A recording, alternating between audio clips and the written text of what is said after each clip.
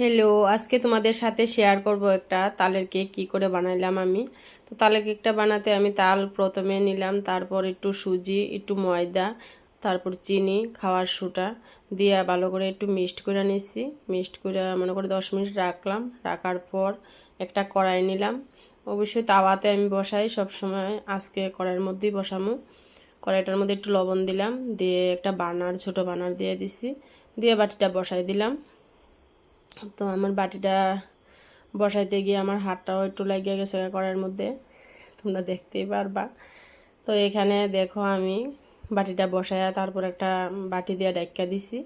ডাক্কা দেওয়ার পর কিছুক্ষণ পরে আবার দেখলাম, তো মোটামুটি ভালোই ফুললে উঠছে। দেখো, দেখতে গিয়ে একটু ছিদ্র করে দেখছি যে অল্প একটু রয়ে গেছে। তো এখানে আবার ডাক্কা দিছি।